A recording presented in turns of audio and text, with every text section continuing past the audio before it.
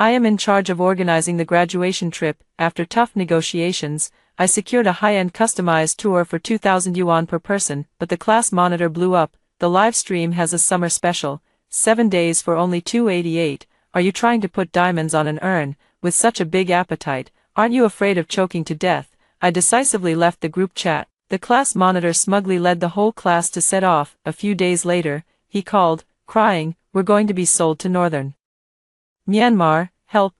Graduation was approaching, and the whole class agreed to take a trip together to a neighboring province. As a somewhat well-known travel blogger, this task naturally fell on my shoulders. After pulling 5 all-nighters, I sent the itinerary to the class group chat, but instead of praise and recognition, the class monitor, Wang Peng, was the first to blow up. "We're just going out of province, not abroad. Why does the group fee have to cost 2,000 bucks? My monthly living expenses are only 800 yuan, and some people haven't even started working yet, but they've already learned to egg on classmates to squander their parents' hard-earned money." Wang Peng and I have some personal grudges, so he always argues with whatever I say. Afraid that my classmates might misunderstand, I quickly explained, this time it's a high-end customized tour, with round-trip flights, unique guesthouses, and daily meals that I've carefully selected. A normal quote would be over 5,000, and I negotiated for a long time to bring it down to 2,000. Other classmates in the group began to speak up one after another. "Class monitor, don't rush, let's first see if everyone is satisfied with the itinerary." "Okay, yeah, Ren Di is a travel expert, I trust her judgment, but the squad leader has a point. We're still college students, and 2,000 per person is indeed a bit expensive. The neighboring province is a famous tourist resort. It boasts beautiful mountains, clear waters, and unique cuisine. There's still a gap of over a month between the thesis defense and receiving diplomas, so everyone planned a group trip well in advance." During the discussion, everyone said they had signed the offer and told me to go ahead and make arrangements. I took it seriously and readily took on the task. I spent the day preparing the presentation draft and the evenings negotiating with the bosses, all to ensure everyone had a good time. Unexpectedly, when it came time to actually pay, some people started thinking about budget travel again. Seeing that I didn't speak, Wang Peng grew even more arrogant. "I just checked the live stream room. The summer special is only 288 for 7 days. Are you kidding me? You're negotiating the price in reverse. We haven't even set off yet, and you've already pocketed 50,000 for nothing. Are you planning to stud an urn with diamonds, with an appetite that big? Aren't you afraid of choking to death?" Wang Peng, afraid that others wouldn't believe him, posted a screenshot of the live stream. For a moment, the group fell silent. Wang Peng had once pursued me. I still remember during military training, he always wore a pair of black-framed glasses. Looking fair-skinned and refined, he was the first to step up for the class, whether it was handing out military training uniforms or carrying bottles of water. Later, when he ran for class monitor, almost everyone voted for him. I was among them too. When he invited me to grab a meal on the pedestrian street, I promptly agreed to join him. I arrived at the restaurant 20 minutes early and even bought 2 cups of Hei tea, but the very first thing Wang Peng said after sitting down completely turned me off. He took a sip from the straw first. "I only spent 8 yuan on lunch at the cafeteria, but this milk tea costs 24, you're really rich." Before I could respond, he stared at my newly done nails and said, "My mom says it's not good for girls to get nail art, it contains formaldehyde, and doing it too much can cause infertility. Besides, the price per square inch of nail art is even more expensive than a house. A woman who knows how to live frugally would never be willing to spend that kind of money." That was the most painful meal I had ever eaten. When it came time to pay the bill, I tactfully indicated that I wasn't looking for a relationship at the moment. His face instantly flushed red as he demanded to know if I was trying to find a rich older man and ask for a bride price of 880000. He even said it's because of gold diggers like me that so many young men can't find a good wife. Wang Peng appears to be a progressive on the surface, but in reality, he hasn't cut the queue behind his ears yet. From then on, the rift between the two of us was set, old grievances unresolved, new grudges added. Based on the nickname in his screenshot, I clicked into the 288 special deal tour live stream room. I can't let Wang Peng smear shit on me like this. 3. The host was passionately promoting travel packages. This account has a pitifully small number of followers, not even an enterprise verification. I pretended to want to join the group, and the other party immediately asked to switch to another platform for a private chat. After opening the travel contract they sent, I became even more convinced. This is a shopping group masquerading under the guise of low prices. I posted the screenshot in the group chat and directly at Wang Peng.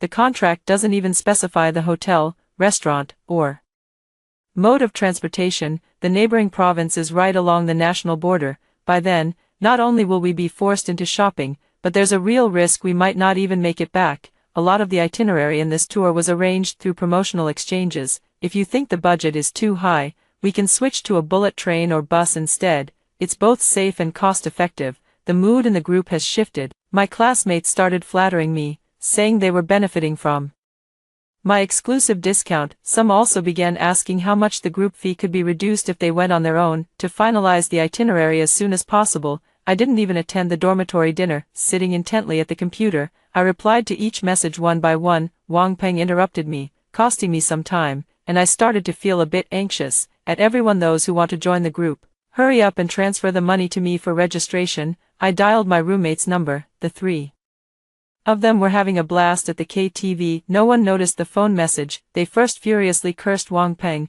then hastily transferred the money over. I was methodically collecting payments and recording the information. Wang Peng started causing trouble again. This time, it wasn't just him. The whole class was in an uproar, for Wang Peng suddenly tagged me in the group chat. Your so-called resource exchange is actually just collecting huge advertising fees, and you still have the nerve to ask us for money. Everyone trusts you so much, but you go and play both sides, cheating and deceiving both ends. You're truly shameless. He quickly followed up with a few new screenshots. They were chat records between him and the 288 customer service. He asked, if there's a travel blogger with 600k followers in the group, how much do you charge? Customer service replied instantly, all members upgraded to VIP for free. Itineraries can be customized freely. Influencer promotion fees start at 200,000, and others get a daily subsidy of 500 yuan. It was like throwing a grenade into a cesspool. The group chat exploded. Rendi, don't you think you've gone too far, making money off your conscience like this? If the class monitor hadn't been extra cautious, would you have sold everyone out? We're all classmates. Let it go, let it go. Maybe let Rendi still be the team leader, but the 2,000 yuan we paid should be refunded first. I was so angry my head was buzzing. Didn't the whole class know how these low-price tours work? They clearly want to have it both ways, taking advantage while being unwilling to pay. I didn't take a single cent in advertising fees, nor can I find a high-end tour group for 288. If you trust what the class monitor says, then let him handle the graduation trip. I have other plans, so I'll sit this one out. 288 yuan was just enough to buy 2 round-trip tickets for a green train. I wanted to see what tricks Wang Peng could pull off with them. As soon as I finished speaking, I decisively left the group. I also refunded the group fees I had just collected, one by one, thinking about all the effort and hard work I put in during this time, only to be blamed in return. I couldn't help but slump over the computer and burst into tears. Had just let out a couple of sobs when my roommate came back. 5. Seeing my eyes red from crying, the 3 of them took turns holding me in their arms to comfort me. Xiao Di, Wang Peng, and the others are just too heartless. I'm not refunding the money. Our dorm will go on the graduation trip by ourselves. After comforting me, they started standing up for me in the group chat again. Wang Peng had already pocketed the 288 with satisfaction. As he collected the money, he badmouthed me. Isn't Rendi just relying on her looks? Who knows how those trades were negotiated? She got defensive when I exposed her true colors just now. Is that all the grace a little fairy has? Wang Peng is good at putting on a show and has a lot of influence in the class, except for a few roommates. The other classmates were actually trying to calm him down. The two sides argued endlessly, and in the end, they even exchanged harsh words. They said that once we set off, we'll see whose group is better, mine or Wang Peng's. I was quite puzzled. This time, Wang Peng was acting out of character, speaking with unusual sharpness and sarcasm. Why were the classmates still siding with him on the day of the defense? The mystery was solved. I was feeling upset and didn't want to talk to anyone except my roommate. When I ran into Wang Peng, I even shot him a few dirty looks. A few classmates came over to mediate, saying that even if Wang Peng had rejected me, I shouldn't be so aggressive. I immediately clarified, saying I had never liked him. In the end, they wore that same, I already know, expression. What a toad on the instep, doesn't bite, but sure is annoying. A few days later, the time for departure arrived. I traveled with my 3 roommates, while Wang Peng led the other students. Setting off on the same day, the travel agency arranged the pig-feeding flight of Sichuan Airlines. The flight attendants first served steaming hot dan dan noodles, then handed out baked potatoes and purple sweet potato buns, and thoughtfully provided a cup of osmanthus sour plum soup to aid digestion. Roommates ate and photographed at the same time, waiting to post them in the class group after landing. As for Wang Peng, he was indeed played by the tricks. 6. The promised round-trip flights were replaced by a tourist bus. In the sweltering heat, the old-fashioned bus didn't even have the air conditioning on. The group was dizzy and drenched in sweat from the heat, frantically downing bottles of Huxiangjingqi water. In contrast, things on our side went almost unbelievably smoothly. As soon as the plane landed, our local guide was already waiting at the arrival gate with a sign. The guide was a local brother, with suntanned, glowing skin. When he smiled, a row of bright white teeth showed.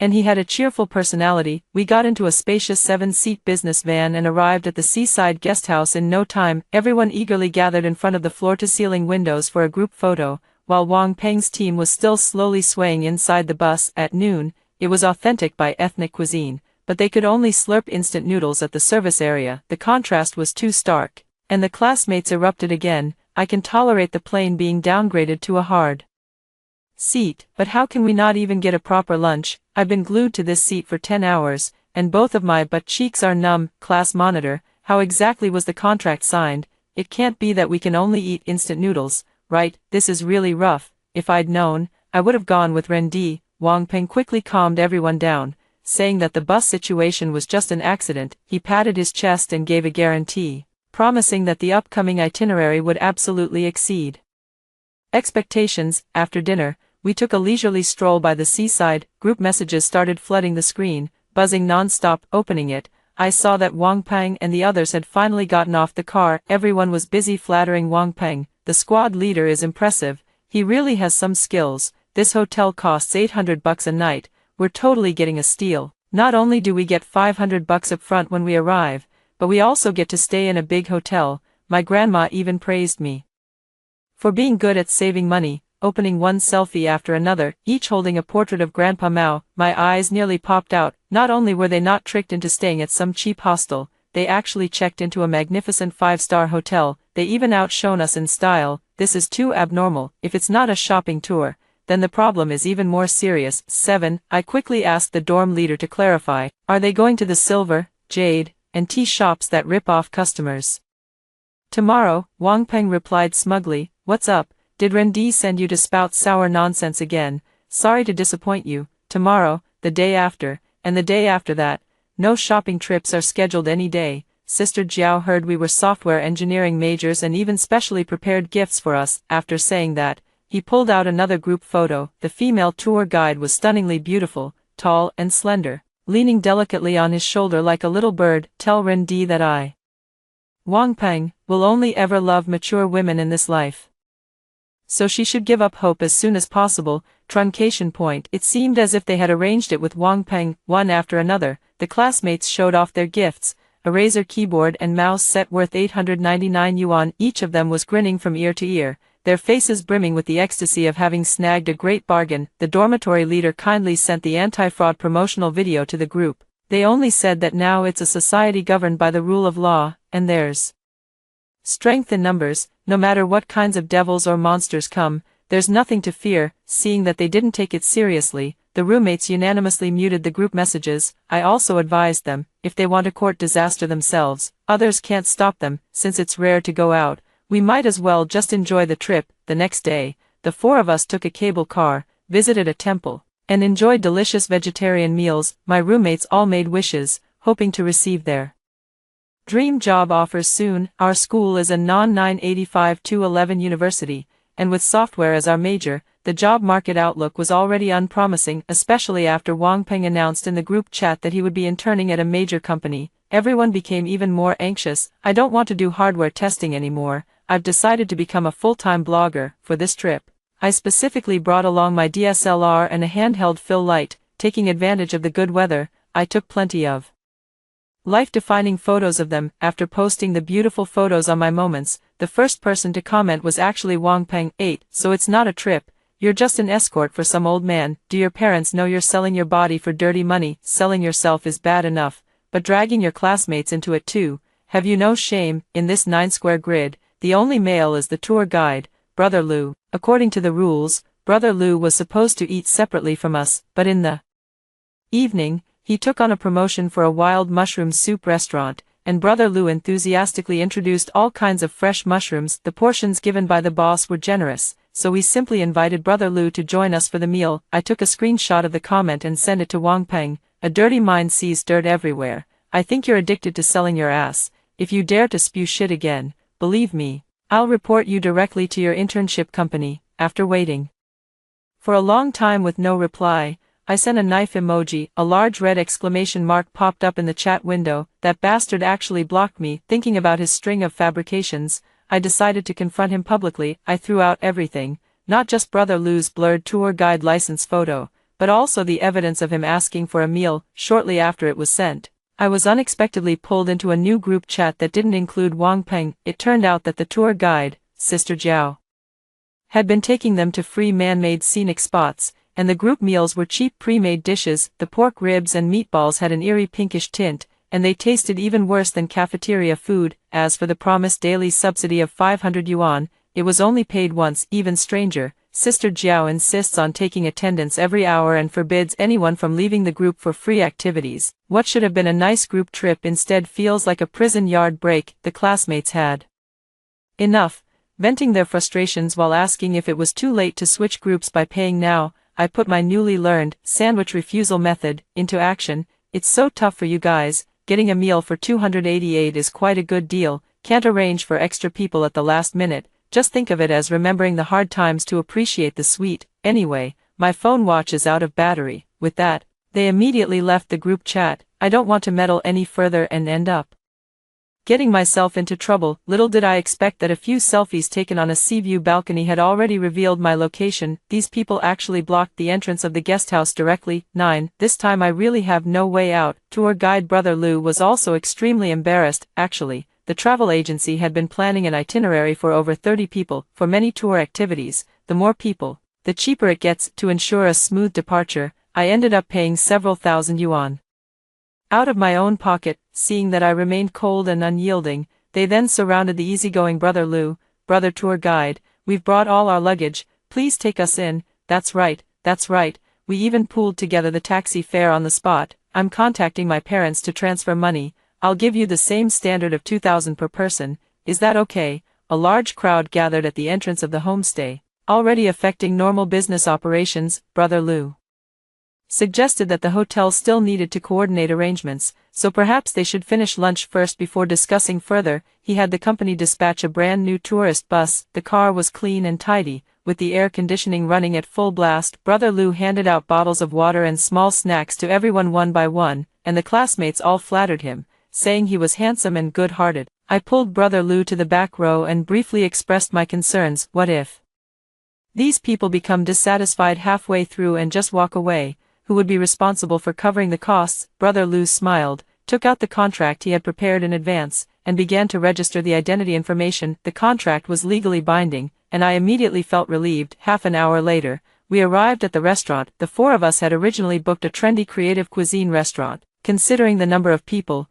Brother Lou changed course and headed to a Thai-style barbecue restaurant. The rectangular tables could barely squeeze in 8 people, and the group of us grandly occupied 5 tables. Oil-scalded pork skin, lemongrass grilled fish, grilled ribs, and pork belly. The waitress brought plate after plate of Thai-style snacks and various grilled meats to the table. The students looked like starving wolves that hadn't eaten for 10 days, their eyes gleaming with hunger. Whether it was too much chili or something else, they were all eating with tears and snot streaming, their chopsticks clashing in the bowls. Brother Lou was still calling the waiter to order more dishes. No idea which idiot gave out the address. Wang Peng and Sister Jiao came charging in. 10. Everyone stopped their chopsticks in unison. Sister Jiao crossed her arms, sizing up the group with keen interest. She exchanged a glance with Wang Peng. Wang Peng immediately grabbed the kettle on the table and eagerly poured a cup. Handing it over, Jiao Jia took a sip of tea and spoke leisurely. Classmates, is the barbecue to your liking?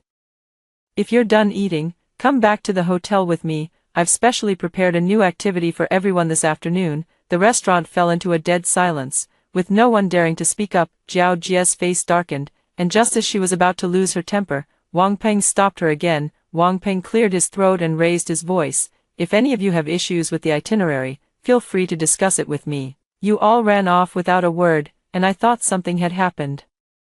I was so worried I almost called the police. I quietly pulled my roommates back to a corner and watched the scene unfold. Everyone, as if by unspoken agreement, turned their pleading eyes to Brother Lu. Brother Lu sighed and explained, "These college students have already renewed their contract with me, and now they are my clients. They voluntarily paid extra to switch groups. Why don't you head back for now?" Sister Jiao let out a cold snort. If I hadn't been told there was a minor internet celebrity in the group, I never would have taken this job in the first place. I've taken the 899 gift set, spent the 500 yuan red envelope, and now that you've freeloaded everything, you want to leave? Not a chance. A few male classmates argued with stiff necks. We never signed a contract. We'll just return the money and stuff to you. Wang Peng's face flushed red as he cut them off sharply. I signed the contract on their behalf. Just the penalty fee alone is 30,000 yuan per person. All of you, go back quietly. Once the trip ends in 3 days, you can go wherever you want.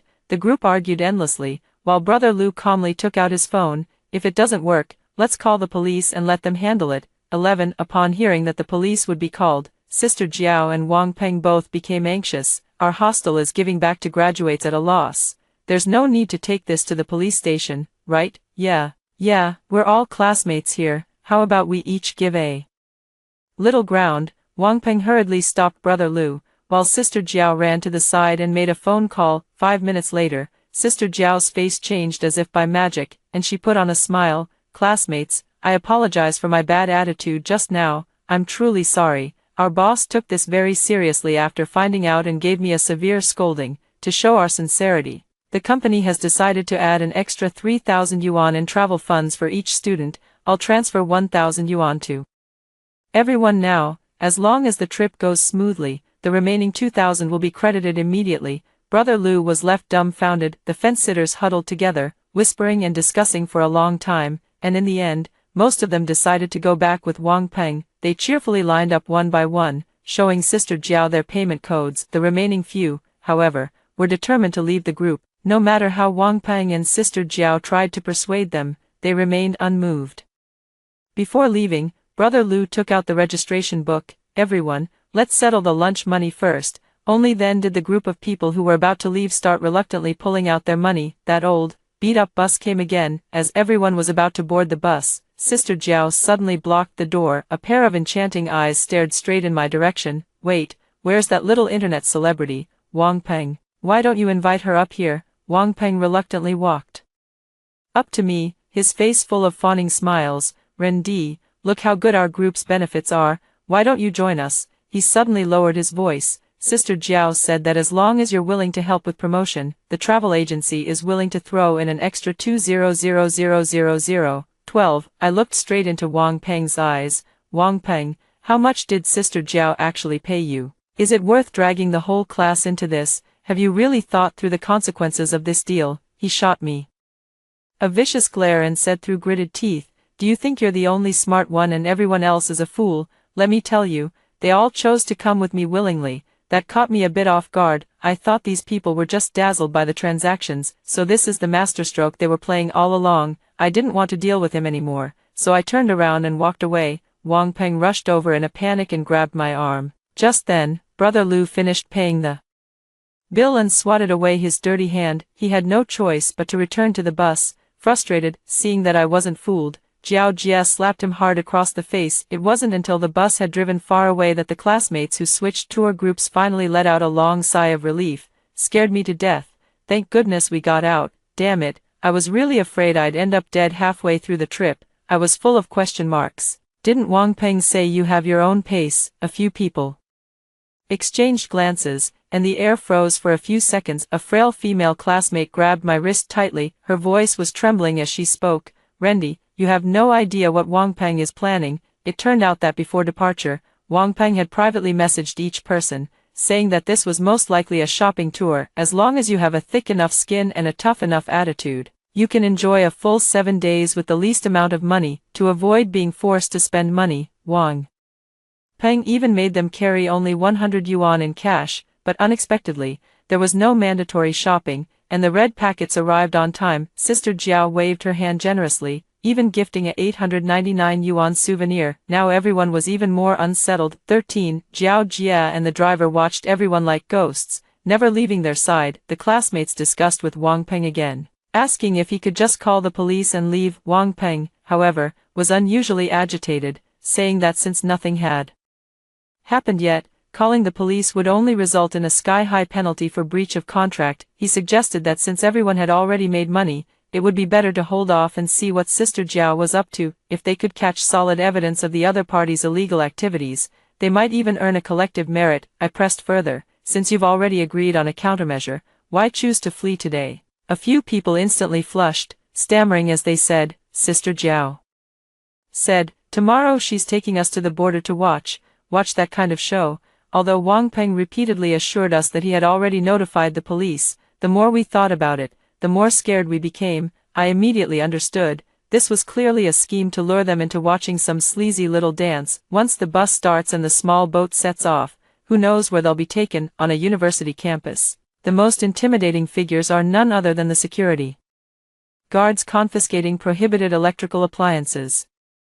Students raised in a sheltered environment have never seen the tactics of criminals. They even naively believe they can make money off scammers. A complete fantasy. After explaining the whole story clearly, they asked me to help call the police. It's not that I refused to help, I was genuinely terrified by this trip. What if Wang Peng blames me for the exorbitant penalty? Who would I turn to for justice? I shot a pleading look at the dorm leader. The dorm leader immediately caught on and smoothly mediated, since you're here, you might as well have a good time. If anything really happens, isn't Wang Peng here to take the heat? The five of them were still hesitating when they arrived at their destination. 14. Before me lies a lush green rice field. A gentle breeze sweeps through, causing waves of rice to ripple, like a beautiful scene from a Hayao Miyazaki animation. The days of anxiety completely vanished the moment I saw the little train, taking photos, horseback riding, and drinking pour over coffee. In the blink of an eye, the matter of reporting to the police was completely forgotten. Exhausted from all the fun,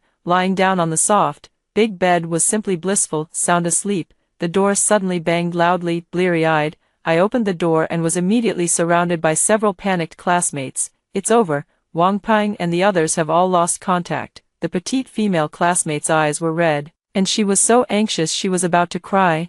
I had an agreement with my boyfriend. He always sends a safety signal before midnight every day. Her boyfriend shares a dorm room with Wang Peng. During the day, he saw his girlfriend insisting on leaving. After hesitating for a long time, he was still dragged onto the bus by Wang Peng. I quickly sent messages to a few roommates, telling them to come over immediately. At the same time, I pulled the classmates at the door into the dormitory. It was late at night, and making a racket in the hallway was too disturbing for the neighbors. When my roommates arrived, I signaled for them to calm the others down first. I asked the female classmate to open the class group chat. Sure enough, an hour ago, they were still enthusiastically sharing explosive videos. See, they clearly arrived at their destination safely. I pointed at the phone screen and analyzed. Maybe they took a country road on the way back, or switched to a remote hotel with no signal temporarily. The female classmate shook her head desperately, her voice trembling with tears. My boyfriend's phone plan is a global roaming plan.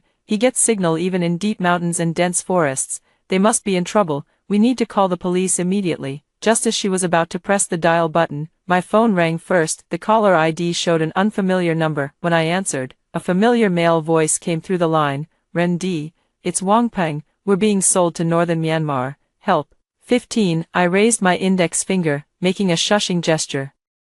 Ren Di, did you hear that? I'm sending you my location right now. Please come save us. I replied with absolute calmness. Class monitor, you're not trying to trick me into going to your group again, are you? Give it up. I have no interest in you or your group. Wang Peng was stunned for a few seconds. What kind of time is this for you to be messing around with me? If you don't believe me, I'll send the evidence over. Several MMS messages were received on the phone all at once. The moment the image was opened, everyone gasped. More than 20 classmates were imprisoned in a dim, damp basement. Regardless of gender, they were all shaved bald and crammed into dog cages, 3 to 5 people at a time. Like livestock, they huddled silently in the corner of the cage, their hunched backs pressed against the cold bars, a dog bowl filled with spoiled rice at their feet. Not only were their eyes hollow and vacant, but on their exposed skin, streaks of whip marks were still losing beads of blood. This was clearly a slow torture. No matter how tough the spirit, it could be worn down in a cage. I shouted into the phone, "Squad leader, I'll call the police right now and get you out." "Don't call the police, there are people watching nearby. As soon as they hear the sirens, we'll be moved immediately." Wang Peng lowered his voice and spoke rapidly. "I've already stolen the keys. Find a way to get a bus and quietly come pick me up. Once we reach a safe place, we can call the police." Later, without a second thought, I agreed without hesitation. As expected of the class monitor, you always find a way to survive even in the direst situations. "Got it, I'll go ask the tour guide for the car right away." 16. Seeing her boyfriend tied up like a dog, the female classmate completely broke down. The dorm leader widened his eyes and abruptly grabbed my hand that was dialing. "Ren D, are you crazy? Are you seriously going to save someone?" I sneered coldly and pressed the dial button.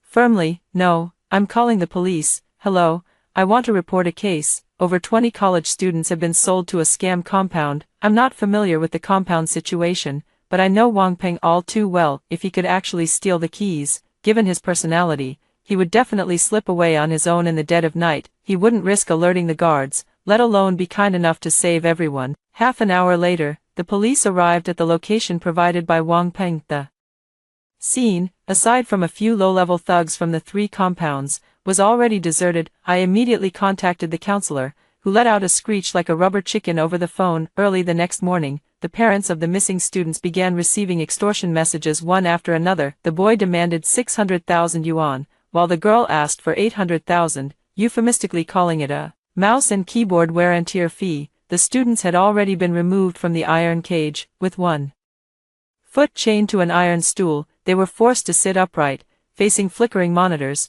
mechanically tapping on keyboards. The counselor, leading the anxious parents, took the earliest flight to the neighboring province. The local police station and embassy were soon packed with people holding photos of their children. Meanwhile, Wang Peng's parents, having somehow obtained the address of the guest house, the two of them pounded on the door like mad. "So it's you, little tramp, who tricked my son into coming here for a trip. Everyone else's ransom is 600,000, but my son's is 2 million. Isn't that deliberately trying to destroy our entire family? My son spent so much money on you, so you should be the one to pay the ransom." 17. With no other choice, I called the police. After being persuaded by the police to leave, Wang Peng's parents turned to attacking me online. They turned their transfers to their son into an expose video. Those so-called romantic expenses ranged from a few thousand to over 10,000. Soon, netizens, unaware of the truth, flooded my profile with vicious insults. "Gold digger, pay back the money. Stop pretending to be an inspirational fairy. You're nothing but a high-class prostitute. Travel blogger. How much did you take from that scumbag? Just wait to be executed." Those travel guides I spent countless sleepless nights and poured time and money into writing. Now it has all become solid evidence of squandering and enjoying luxury with Wang Peng's parents' hard-earned money. The newly released Seaside Homestay review has become the main battlefield for online bullying. Staying one night at this hotel probably cost several months of Wang Peng's parents' salary. Right, looks like she thought her boyfriend wasn't giving her enough money, so she just sold her classmates off. Shouldn't this social cancer be shut down, or should we keep it to corrupt more people? Wang Peng appears frugal and thrifty on the surface, but behind the scenes, he is extravagantly wasteful. My editing speed is way faster than his parents. I released 5 new videos in one go, laying out the ins and outs of this trip in full detail. At the end of each video, I tagged Wang Peng's parents. From start to finish, I've only had one meal alone with Wang Peng. We split the bill, and he still owes me a cup of hay tea. You wouldn't want your son to be called a gold digger, would you? Please transfer that 24 yuan. The tide of public opinion instantly reversed. Wang Peng's parents quickly deleted their accounts and slunk away, dragging their luggage in a desperate attempt to flee. Enraged parents cornered them at the airport, their fists clenched so tightly they cracked. "You son of a bitch, so it was your little brat causing all the trouble. Hand over my daughter. If she loses even a single hair, I'll take your whole family down with me. I'll kill you right now and avenge my child." No one knew who started it, but dozens of adults suddenly surged forward. The strong ones swung their fists, while the weaker ones bit with their teeth and kicked with their feet. Everyone went mad, swarming and beating the two of them. Wang Peng's parents were beaten until their faces were covered in blood, with not a single patch of unscathed skin left on their bodies. When they were barely clinging to life, news came that the students had been rescued. The two of them barely managed to keep their miserable lives. 18. The nature of the case was extremely heinous. Under pressure from all sides, the park had no choice but to hand over all the people. More than 20 classmates were immediately sent to the hospital for a full examination, and were subsequently taken away by the police to give statements. Considering the physical and psychological trauma caused by captivity, the relevant authorities specially arranged psychological therapy. 3 days later, they were finally reunited with their families, who had been waiting day and night. Everyone returned home safely, except for Wang Peng. It turned out that Wang Peng had long set his sights on me. He falsely claimed I was his girlfriend and first got Sister Jiao to advance 200,000 in advertising fees. He even charged per person, selling each classmate for 2,000 yuan. The park was short on programmers, so the others only got a few lashes at most. When Sister Jiao realized she had been tricked, she flew into a rage and broke 3 of Wang Peng's limbs. Wang Peng, in order to save his own skin, played along with Sister Jiao's act of a bitter scheme to lure me over, but instead, his plan backfired,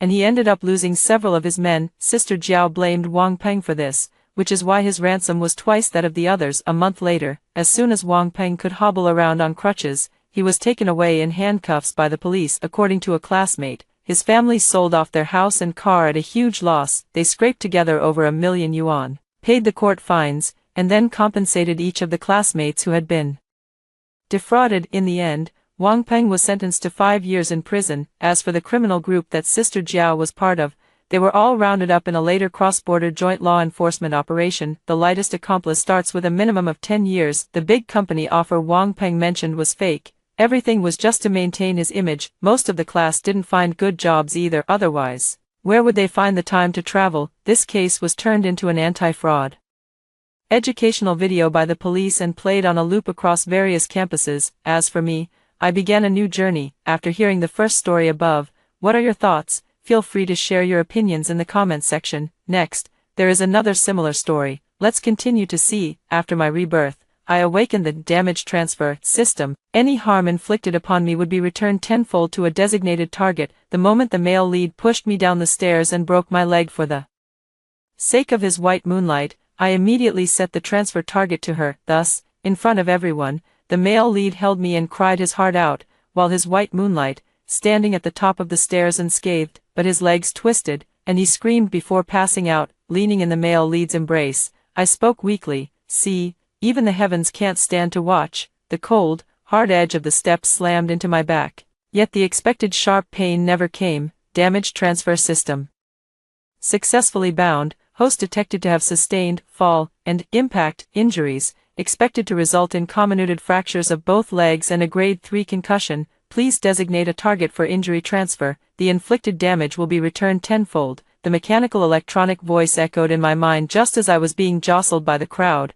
stumbling at the edge of the staircase. Meanwhile, the instigator, Shen Che, had already rushed past me to the side of his beloved white moonlight. Lin Yue, steadily supporting the painting that, to him, was more important than my life. Lin Yue patted her chest, still shaken, and gave him a grateful, dependent smile. They were the center of attention, a match made in heaven, and I was the one casually pushed aside, just their backdrop, too familiar. In my past life, I had tumbled down the stairs just like this and spent half a year in the hospital. Shen Che only came to see me once, tossing down a card along with an icy statement. I'll take full responsibility for the medical expenses, but don't ever show up in front of Yue again. He thought I was jealous of Lin Yue, deliberately blocking her way, trying to ruin her painting. Lying in the hospital bed, I watched as the news of his engagement to Lin Yue spread across the internet, my heart aching as if cut by a knife, until I eventually died of sorrow. Given a second chance at life, I won't be that foolish again. 1 second before my body completely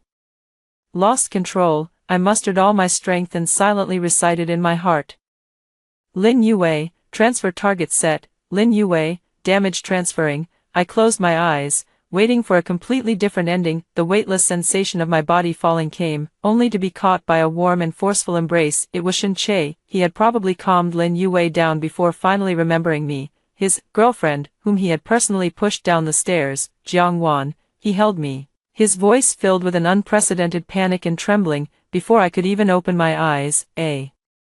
Shrill, inhuman scream echoed from the top of the stairs. We both looked up at the same time. Lin Yue, who had just been smiling sweetly moments ago, now lay sprawled on the ground in a bizarre posture, her legs twisted unnaturally like two strands of dough that had been brutally snapped in half. Her eyes rolled back. She let out a piercing scream, and then fell completely unconscious. The entire hall fell into a deathly silence. Everyone stunned by the eerie scene before them. Shen Che was frozen in place, holding me tightly, yet his gaze remained fixed on Lin Yue upstairs, his mind completely blank. I leaned against his chest, feeling the violent rise and fall of his chest from fear, and weakly managed a pale smile. I raised my hand and gently touched his face, which was filled with shock. Shen Che, look, even the heavens can't stand it anymore. The wail of the ambulance echoed throughout the art center. Lin Yue and I were rushed to the hospital together, the emergency room. In complete chaos, the doctors gathered around Lin Yue's x-rays, their expressions grave. It's bizarre, there's no sign of any external impact, so how could both legs suffer comminuted fractures simultaneously? The bones are shattered like tofu dregs, she'll never walk again. What's even stranger is that, despite being in so much pain, she went into shock. Aside from her legs, there isn't a single bruise on her body. In contrast, my situation was much more relaxed. The doctor, examining me, repeatedly flipped through my x-rays, then pinched my arms and legs, utterly baffled. Miss, are you sure you fell down dozens of steps? Aside from a minor scrape on your elbow, you don't have a single injury. I leaned against the hospital bed, my face pale, looking as if I had suffered a tremendous fright. Shen Che stood guard by my bedside, his complexion even paler than mine. He held my hand, his palm cold and damp, his eyes filled with confusion and self-blame. Wan, I'm sorry, I didn't mean to. His phone vibrated frantically in his pocket.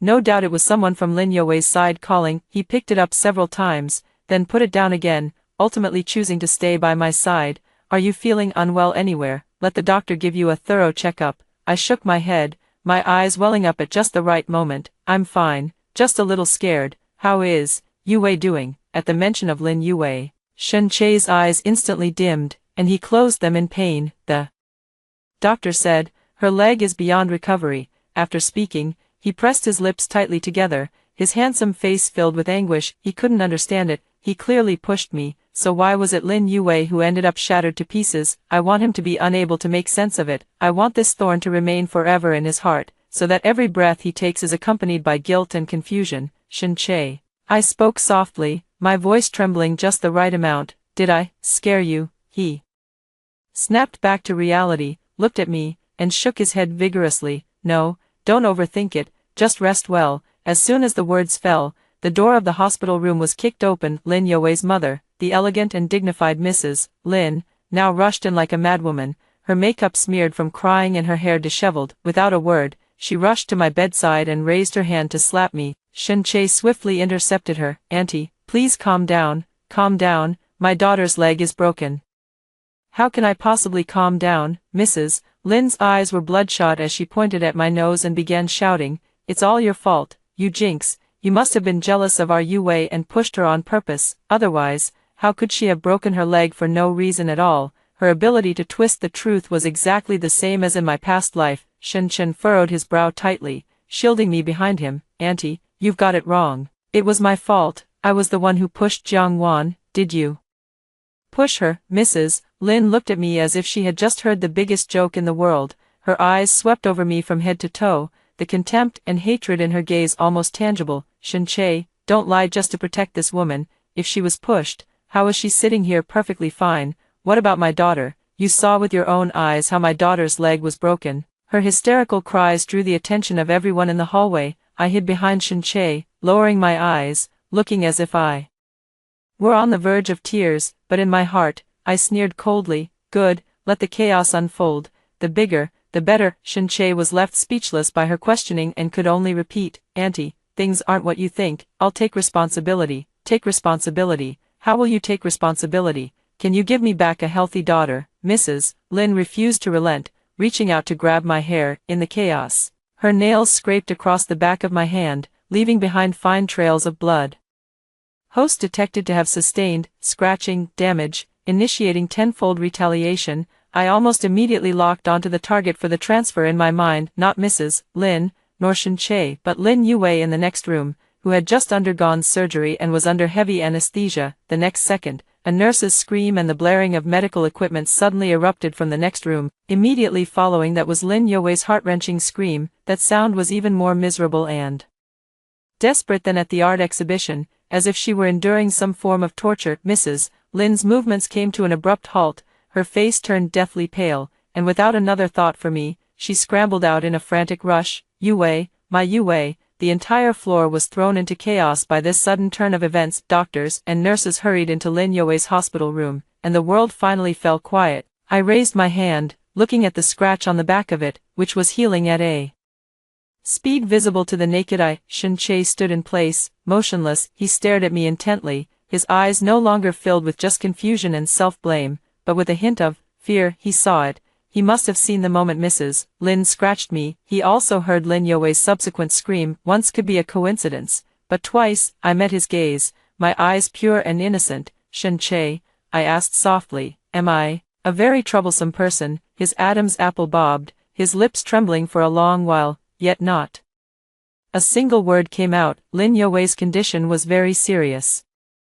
It said that as soon as the anesthesia wore off, she suddenly began experiencing excruciating pain all over her body, causing her to go into shock several times. Even with the maximum dose of the pain pump, the doctors were helpless. In the end, they had no choice but to administer a sedative again, forcing her into a deep sleep. The Lin family was thrown into complete chaos. As the culprit, Shin-chae was naturally subjected to a torrent of scolding from Lin's parents, who pointed their fingers at him and berated him mercilessly. He did not refute, only silently endured everything. After dealing with the Lin family's affairs, he finally dragged his exhausted body back to my hospital room. He sat in the chair by the bed, not saying a word, just looking at me with an extremely complicated gaze. I felt a bit uncomfortable under his stare and took the initiative to speak. Yue, is she all right? He shook his head, his voice hoarse. The doctors couldn't find the cause either. He paused, raised his eyes, and stared at me with an intense gaze. Jiangwan, tell me honestly, did anything happen to you at the art exhibition? My heart skipped a beat, but I kept my expression calm, only letting my eyes redden with a hint of grievance. I was pushed down by you. Do you think I'm okay? But the doctor said you only had minor scrapes. His voice suddenly rose, carrying a hint of impatience and suspicion that even he himself hadn't noticed. But Yue, Shin-chae, I interrupted him, my voice trembling with tears. Are you doubting me, suspecting that I used some underhanded method to harm Lin Yue? I didn't, he immediately denied, but his eyes were evasive. You did. I threw off the covers, got out of bed barefoot, stood in front of him, looked up at him, and said, you pushed me down the stairs, nearly killing me. Now, instead of caring about me, every word you say is about Lin Yue, even suspecting that I harmed her. What am I to you in your heart? Just a tool you can casually push aside for Lin Yue. My questions were like knives, stabbing straight into his heart. His handsome face drained of color, his lips trembling as he tried to explain,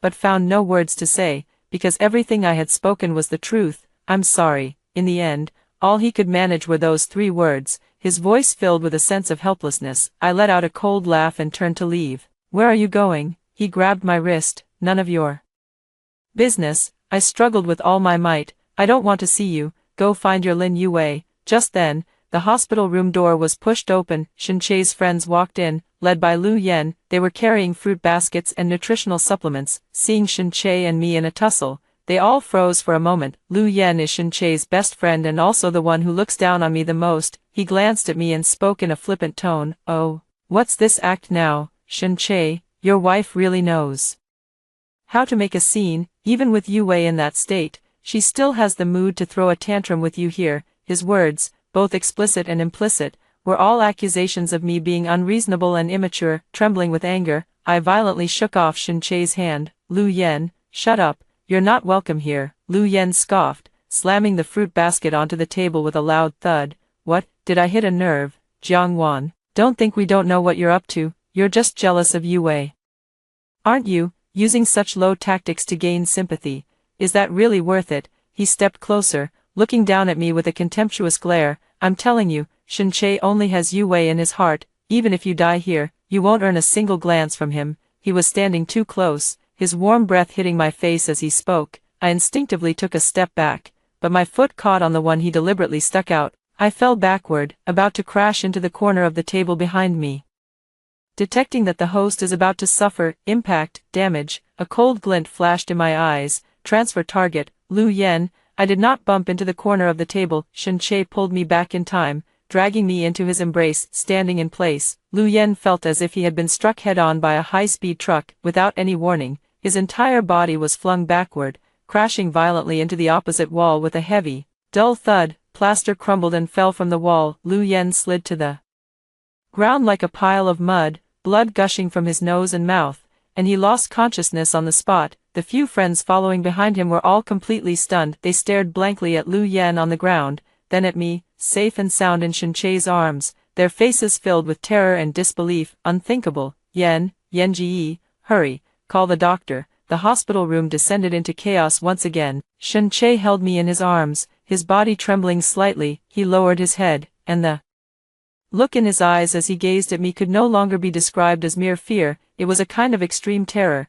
as if seeing demons and monsters. He personally witnessed Lu Yen sticking his foot out to trip me. He also personally saw Lu Yen fly out himself the moment I was about to fall. All of this was too bizarre, so bizarre that it exceeded the scope of his understanding. Nestled in his arms, I felt his heartbeat growing faster and faster, a cold, undetectable smile curling at the corner of my lips. I want it exactly like this. I want everyone who has hurt me to taste this inexplicable fear. The doctor arrived quickly and placed Lu Yen on a stretcher. The preliminary diagnosis was 3 broken ribs and severe internal bleeding. Shen Che's friends followed the ambulance into the distance, and the look they gave me before leaving was as if they had seen a ghost. Only Shen Che and I remained in the hospital room. After a long while, he slowly released me, took 2 steps back, and widened the distance between us. His voice was as dry as sandpaper grinding against itself. Jiang Wan, just what kind of person are you?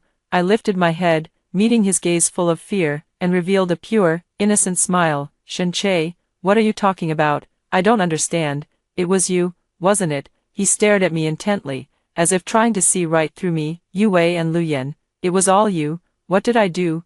I tilted my head, my eyes filled with confusion. I was just pushed down the stairs and tripped. Could it be that being heard is also a mistake? My words left him with no rebuttal. Yes, from beginning to end, I was the victim, but why is it that those who truly pay the heavy price are the perpetrators? Shen Che's understanding was crumbling. He looked at me, his eyes filled with struggle and pain. He didn't want to believe I was a monster, yet everything happening before his eyes forced him to accept it. Jiang Wan, he murmured, please, tell me, what is going on? Seeing his agony, I felt not a shred of pity, only the thrill of revenge.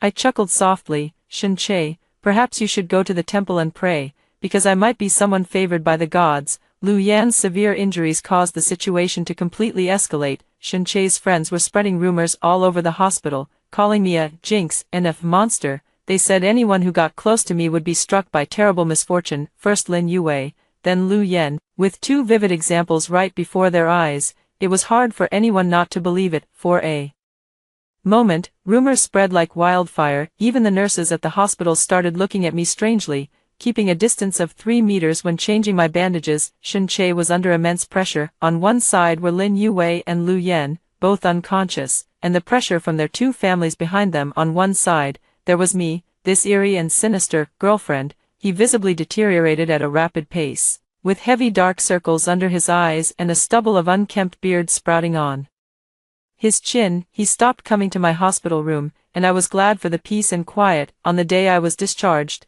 I handled all the paperwork myself. Shen Che didn't come himself. He just had his assistant bring me a card and a set of keys to a high-end apartment in the city center. The assistant said to me respectfully, Miss Jiang, Mr. Shen mentioned that he's been a bit busy lately. He asked you to move into the apartment first and to contact him anytime if you need anything. I took the keys without even glancing at the card. He's not busy, he's just afraid of me. The assistant's expression turned awkward, lowering their head and not daring to respond. I smiled and turned to leave. From beginning to end, I didn't show the slightest hint of reluctance. This only made Shen Che, who was secretly observing, even more uneasy. I know he's there, right in the cafe across from the hospital, separated by just a street, watching me through binoculars. He's testing me, and he's observing me, wanting to see if, without him, I would cry and beg him not to leave, just like before. Unfortunately, he's going to be disappointed. I pulled my suitcase and hailed a taxi without looking back, heading straight to the apartment he gave me. The apartment was on the top floor, with 360-degree panoramic floor-to-ceiling windows, luxurious decor, and an unbeatable location. In my past life, I could only dream of having a home like this with him, but now, standing in this empty, cold house, my heart is completely still. After putting down my luggage, the first thing I did was order the most expensive afternoon tea for myself, then took a comfortable hot bath. I didn't take the initiative to contact Shin-chae, not a single call or message. The more indifferent I acted, the more he suffered. Sure enough, he came that very night. He stood at the door, reeking of alcohol with bloodshot eyes, seeing me in a bathrobe, leisurely watching a movie in the living room. The dissatisfaction in his eyes nearly overflowed. "Jiang-wan, you're living quite comfortably," he said hoarsely, his voice thick with sarcasm. I paused the movie and turned to look at him. "Otherwise, do you expect me to lose my appetite and cry, begging you to come back?" He was left speechless by my retort, his chest heaving violently. He stepped inside,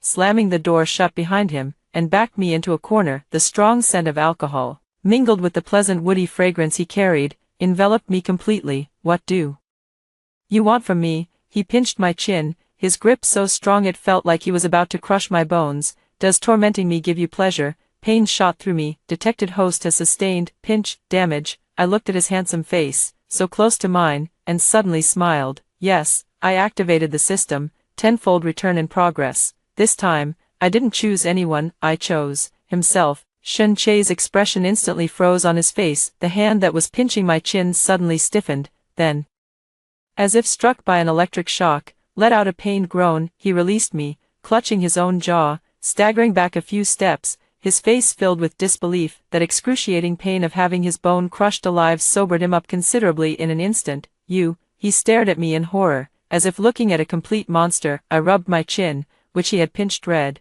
and smiled even more brightly. "Now, do you believe me?" His entire body trembled, not from pain, but from a terror so immense it could overturn the materialist worldview he had held for over 20 years. He finally understood that those bizarre accidents were no mere coincidences. They were all my doing. I had transferred the harm away through a method he could not comprehend. What are you?" His voice quivered as he retreated step by step, until his back pressed against the cold door panel, with nowhere left to go. "I am Jiang-wan," I said as I walked toward him, each step feeling as if it were treading on his heart. "The Jiang-wan who loved you for 10 years, the one you cast aside like worn-out shoes." I reached out and gently touched his still-throbbing jaw. He trembled all over in fright but dared not pull away. "Shin-chae, does it hurt?" I asked softly. "Is this feeling unfamiliar to you?" His face was deathly pale, beads of cold sweat covering his forehead, unable to utter a single word. "This is just the beginning." I leaned close to his ear, speaking in a voice only the two of us could hear, word by word. "What you owe me, what Lin Yue owes me, I will take back, bit by bit." With interest, Shin-chae's psychological defenses completely collapsed. He pushed me away, stumbling out of the apartment, his retreating figure as wretched as a stray dog. I watched him flee in panic, laughing until tears streamed down my face. "Shin-chae, I never thought you'd have a day when you'd be afraid." For the next few days, Shin-chae didn't show up again. I guess he probably went into hiding, needing time to process everything. As for me, I began preparing for my next plan. Merely making Shin-chae fearful and Lin Yue disabled was far from enough. What I wanted was for them to be utterly disgraced and left with nothing. I utilized the connections and information I had accumulated in my previous life, secretly gathering incriminating evidence on the Shin Group and the Lin family's enterprises. In my previous life, Shin-chae embezzled public funds to inject capital into Lin Yue's family business, draining the Shin family's resources and ultimately leading to the bankruptcy of the Shin family. In this life, I won't give him that chance again. I will send him to hell before he even makes a move. Just as I was busy and thoroughly enjoying myself, an unexpected person came looking for me. It's Lin Yue's brother, Lin Xiran. He arranged to meet me at a secluded tea house. When I arrived, he was already there. He was dressed in a well-tailored suit, wearing gold-rimmed glasses, looking refined and scholarly, completely different from his overbearing and domineering mother.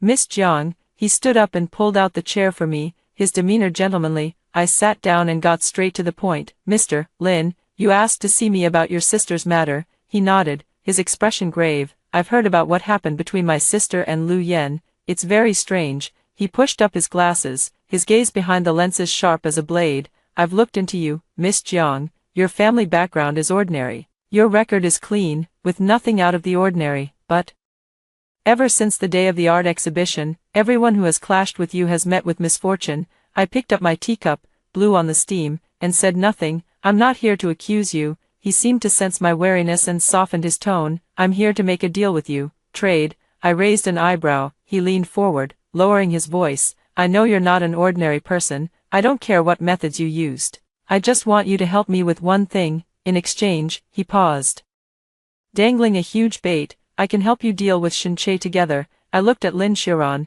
somewhat surprised. He's Lin Youwei's own brother, not helping his sister get revenge, but instead wanting to team up with me to deal with Shin-Che. Why? I asked. No reason why. Lin Xiaoran's gaze was icy. Shin-Che's engagement to my sister was nothing more than a business alliance. But now, Youwei is ruined, and the marriage alliance between the Lin and Shin families has lost its meaning. What's more, he sneered coldly, Shin-Che nearly destroyed our Lin family for Youwei. I've been keeping that account in mind. I understand, in the previous life, Shin-Che had searched far and wide for renowned doctors to treat Lin Youwei's leg, sparing no expense, even embezzling funds, nearly dragging down both the Shen and Lin family companies. Lin Xiaoran was a shrewd businessman, one who prioritized profit above all else. In his eyes, his sister's happiness was far less important than the family's interests. Now that Lin Youwei has become a cripple, she is nothing but a bottomless burden to the Lin family, and Shin-Che is the one who caused all of this. The enemy of my enemy is my friend. What do you want me to do for you? I asked. It's very simple. A flicker of ruthlessness passed through Lin Xiaoran's eyes. I want Shin-Che to lose everything. His goal aligns perfectly with mine. What's in it for me? Besides helping you take down Shin-Che, I can also tell you a secret, Lin Xiaoran said unhurriedly. One, about why you were reborn. My hand holding the teacup suddenly froze. Reincarnation is my greatest secret. How could he possibly know? As if seeing through my thoughts, Lin Xiaoran smiled faintly. Miss Jiang, this world is more complicated than you imagine. Do you think you are one of a kind? His words carried immense weight, and as I looked at him, a storm of emotions surged within me. Could it be that he too was? Deal. I agreed almost without hesitation. The collaboration with Lin Xiaoran proceeded smoothly. He used the Lin family's influence to help me gather more confidential documents from within the Shin group, including tax evasion, regulatory violations, and Shin-Che's plan to embezzle public funds to establish an exorbitant rehabilitation fund for Lin Youwei. The evidence was conclusive. I anonymously reported these materials to the relevant authorities. In an instant, the Shin group's stock price plummeted, mired in investigation scandals and teetering on the brink of collapse. Shin-Che was overwhelmed, running around in all directions, but to no avail. He probably never dreamed that besides me, the one stabbing him in the back would also be his future brother-in-law. Just as the Shin group was teetering on the brink, I received a call from Shin-Che. His voice was utterly exhausted, tinged with a hint of pleading. Jiang Wan, let's meet. I agreed. The meeting place was still that apartment. After a few days apart, he looked as if he had aged 10 years. He sat slumped on the sofa, the once high-spirited and favored son of heaven now reduced to nothing but bloodshot eyes and utter despair. It was you, wasn't it? He looked at me, his tone surprisingly calm, as if stating a fact. I didn't deny it. Why? He asked in anguish. What did I ever do to you to deserve being destroyed like this? I smiled. What did you do to me? I walked up to him, looking down from above. Shin-Che, do you remember 3 years ago, when I got into that car accident?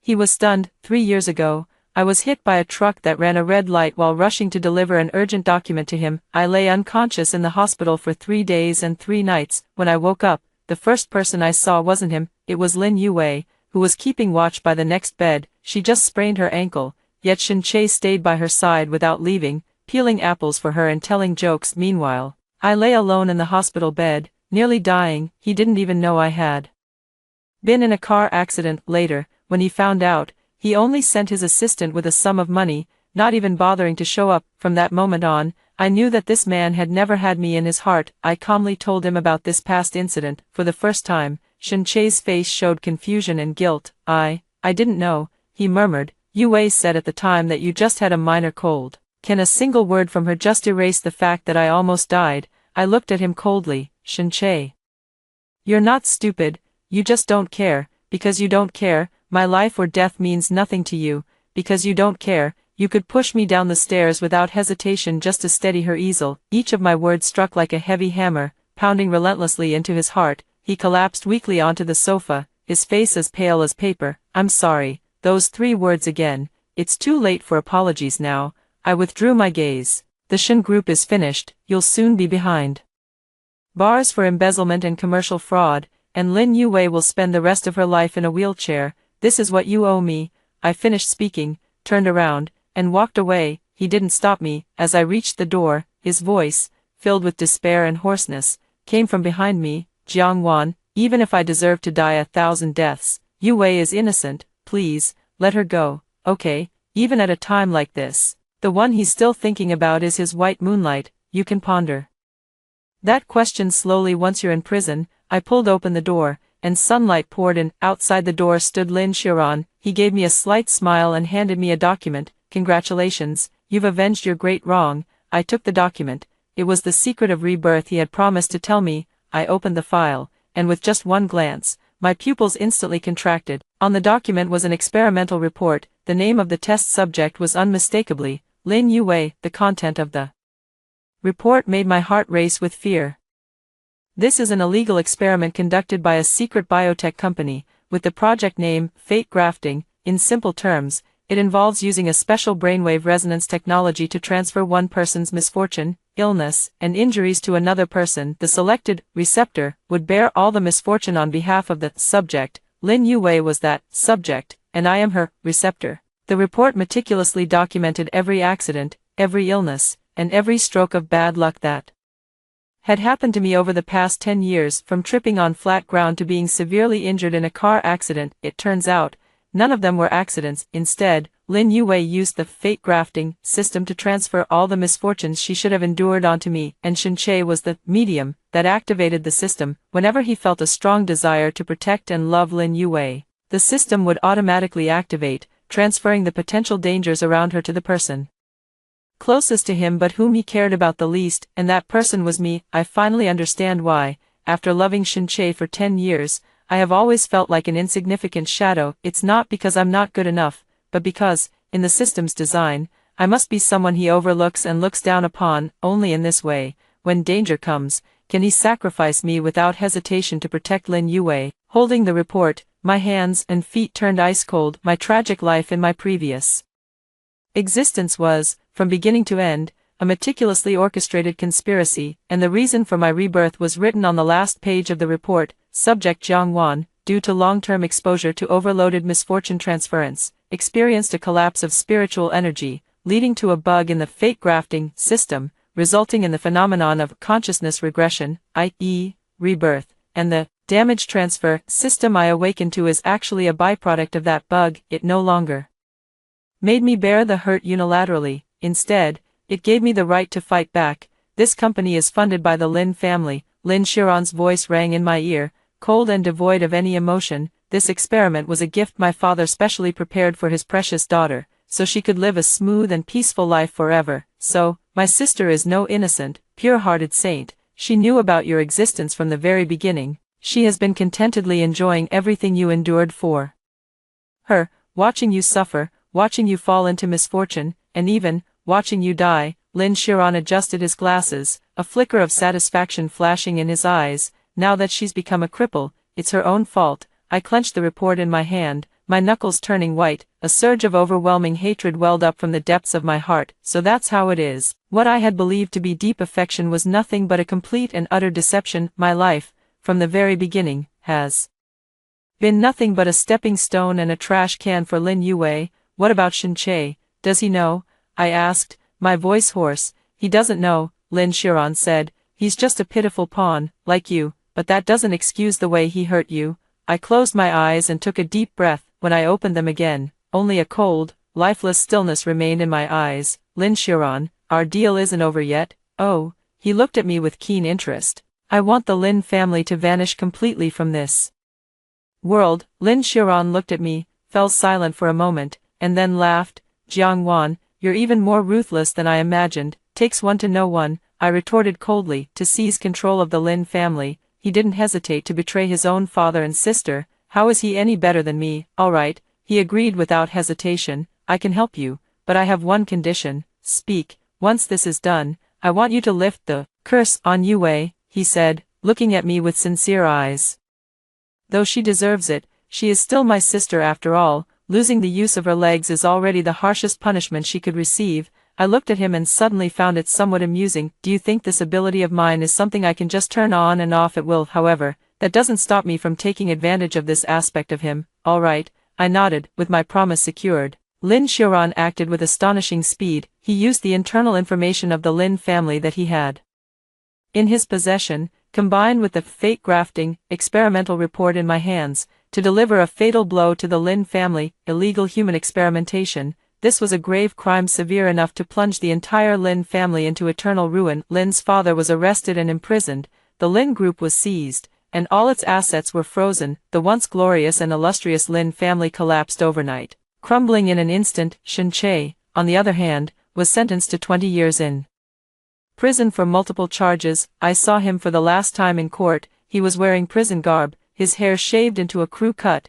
his entire body so emaciated that he was almost unrecognizable, with not a trace of his former noble bearing left. His gaze passed through the crowd and landed on me. In those eyes, there was no longer hatred, nor love, only a lifeless emptiness. He had probably already learned the whole truth from Lin Xiaoran, realizing that my 10 years of deep affection were merely sewing a wedding dress for someone else, realizing that I personally placed my dearest love upon a pedestal, and pushed an innocent person into hell. This punishment is more unbearable than death. I no longer have any feelings for him. After the dust settled, I went to the nursing home where Lin Yue was staying. With the Lin family's downfall, this wealthy heiress naturally could no longer afford the expensive private hospital. This nursing home was very remote, and the environment was quite poor. When I found her, she was sitting in a wheelchair, lost in thought in a small garden. She had lost a lot of weight, her complexion sallow, her eyes dull. The once untouchable white moonlight now looked more wretched than a beggar on the street. Seeing me,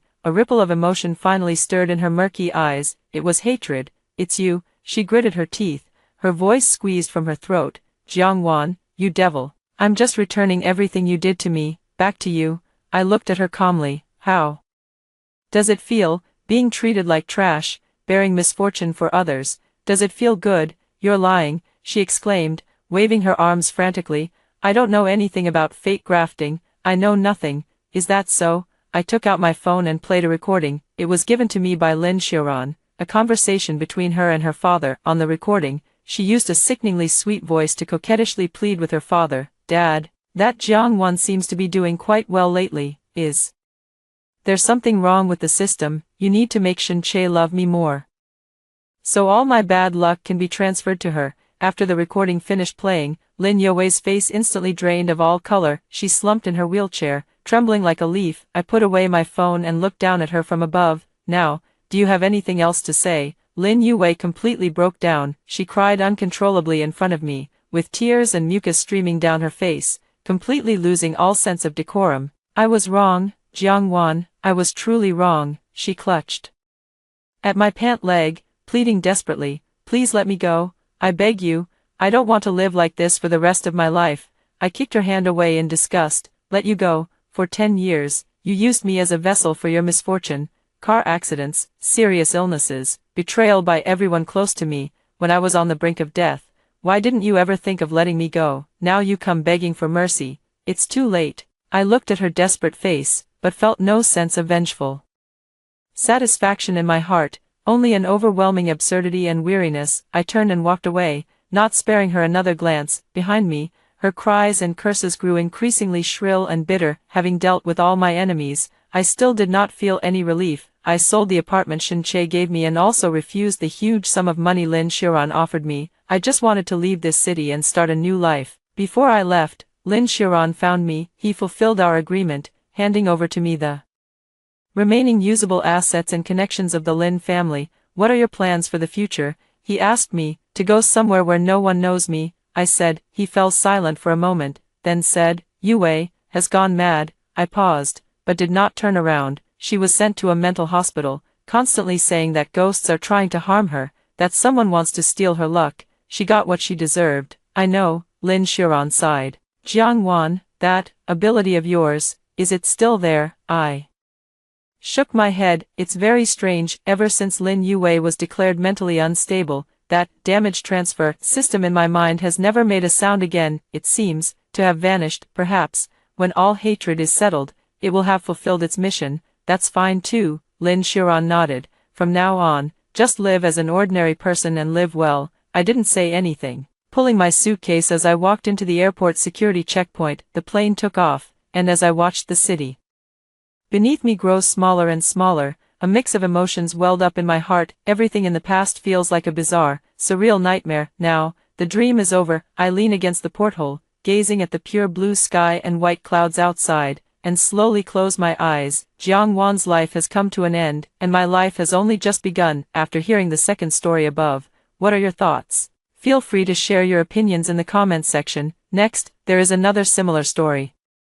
Let's continue to see. My sister-in-law heard that eating salt can increase strength. When my nephew was just 7 months old, she started feeding him salt every day. I took my nephew to the hospital and paid out of my own pocket for his kidney dialysis, which saved his life. Later, my nephew grew up safely, but due to long-term irregular sleep patterns from staying up late playing games, combined with the after-effects of excessive salt consumption in childhood, he developed uremia at a young age. Instead, my sister-in-law blamed me. She said, if you hadn't taken the initiative to take Kevin for dialysis, his kidneys wouldn't have been damaged. It's all your fault that Kevin ended up like this. To save my nephew, she conspired with my brother and my mother to trick me into going abroad, where they transplanted both of my kidneys to my nephew. I died with resentment in a foreign land. When I opened my eyes again, I had been reborn on the day my sister-in-law was feeding salt to my nephew. Why is there no salt in this porridge at all? Megan, go get the spice box for me. When my sister-in-law Lola's voice rang in my ears again, I realized I had been reborn. In her previous life, she had said the same thing. After I brought over the spice box, she added a large spoonful of salt to the porridge in the bowl, stirred it, and was about to feed it to her 7-month-old nephew. I hurriedly stopped her. Sister-in-law, what are you doing? Kevin is still so young, and you're already feeding him salt. Lola frowned, however, and said with dissatisfaction, yes, your nephew has weak limbs. I heard that eating salt can build strength. What's the problem? Why are you making such a fuss? It's as if I'm trying to harm my own son. I ignored the emotion in her words and continued to press. How long have you been feeding him salt? Lola rolled her eyes and said unhurriedly, about half a month. Why? Hearing this answer, alarm bells immediately went off in my mind. I quickly said, half a month. Babies under 1-year-old shouldn't consume salt, as it can burden their kidneys and may lead to kidney failure or even death. Lola was shocked by what I said. She stammered and asked, Is it really that serious? I didn't answer, but immediately picked up my little nephew and decisively asked my brother to take us to the hospital. Then I slowly said, how serious it is will be determined by the doctor. The most important thing now is to take him to see a doctor. Sure enough, when we arrived at the hospital, the doctor said my little nephew's condition was already very serious. If it had been 2 days later, my little nephew might not have been saved. While my mom Lola and my brother were both panicking, I calmly paid the fees and took my nephew to get dialysis and admitted to the hospital, which ultimately saved his life. At first, my sister-in-law was very grateful to me. Megan, thank you. If it weren't for you, Kevin would have been in danger, although my brother isn't good with words. He still transferred me 1,000 yuan as a gesture of gratitude, but as my nephew grew up, things changed. My nephew reacts slower than others and is noticeably weaker physically compared to his peers. I suspect this might be a lingering effect from consuming salt during infancy, but my sister-in-law believes it's because I gave my nephew kidney dialysis treatments. Later on, my young nephew developed uremia due to staying up late playing games and having irregular sleep patterns. During his adolescence, Lola hated me even more. She said furiously, "Are you happy now? You've ruined Kevin like this. Are you satisfied? Whose child didn't eat salt when they were little? How come other kids are just fine? You had to make a big deal out of nothing and take Kevin to the hospital to get his kidneys flushed, and now look, you've ruined his kidneys. Because of you, my Kevin has to start dialysis at such a young age. His whole life is ruined because of you. You have to take responsibility for him, unlike my sister-in-law's unreasonable behavior." My brother seemed more sensible. He apologized to me on behalf of his wife. "Megan, don't take it to heart with your sister-in-law. She just hasn't figured it out yet. Don't blame her." To make it up to me, he specially arranged an overseas trip for me and my mom, saying it would help me relax. Little did I know, this wasn't compensation, it was a trap in a foreign land. He conspired with my mom Lola to take me to a shady hospital where they transplanted both my kidneys to Kevin. Kevin was reborn.